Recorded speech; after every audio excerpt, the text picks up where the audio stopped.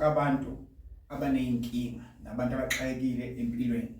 Ngithi umsamo osikhanyisele, umsamo osivele imali, inhlanhla, imisebenzi, mhlawumbe ithunywa, mhlawumbe amadlozi ethu emzimbeni ethu sikwazi ukuba makulunga izinto sivuse imizi, sivuse amakhaya esizalelwe kuwo angekho right, senzele amakhaya abe right. Kwandi konke okuhle kwenzako, abantu efaka isimo samasonto, business, amathenda, kwande ngibule khona ekhaya. Lapho ukuthi into ekhona esakho isandla kuvele kwande kakhulu.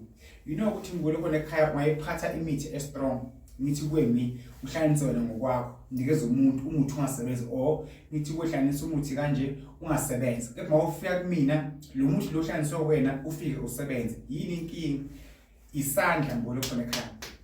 Yabona, umuntu nomuntu kunento esemzimbeni wakhe eyisiphiwo sakhe. Angeke usithathe isiphiwo somunye umuntu. Umuntu nomuntu waphiwa ngibule khona ekhaya. So ke uvathi umuntu mina ukukhulekela nguzibani, uma ukhulekela nguzibani into zakho ziyakhanya. Mina mfaka into ehlanganiswe nguzibani ngoba amahlanganisela kuyakhanya. No, ngibule khona ekhaya nawe ungahlanganisela into enkulu nobona namandla noma lesiphiwo wena awunaso. So kulo muntu lo osuka akuthandazele o mhlambe akhandele into eswakhandela yona, ivele into yenzeke ngokusheshsha, uyiphiwe lento isegazini lakhe ngibule khona ekhaya. So ngawuthiwa imfihlo yomuntu ayaziwa. Mhlawumbe sempumalanga uthi kini doors are open, inyango ivuleke makukhanya into zenu abukela bangibule njengamanje.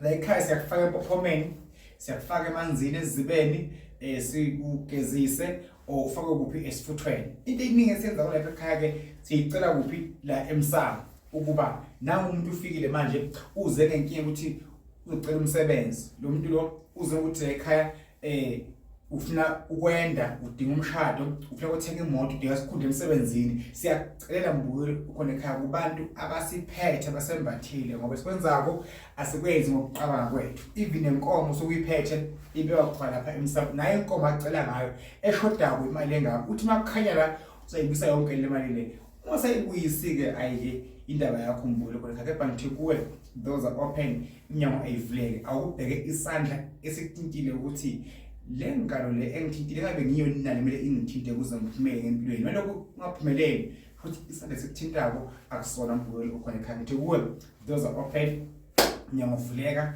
doors are open, inyango ivuleka. Phambili empumelweni, phambili Inkosi nibusise.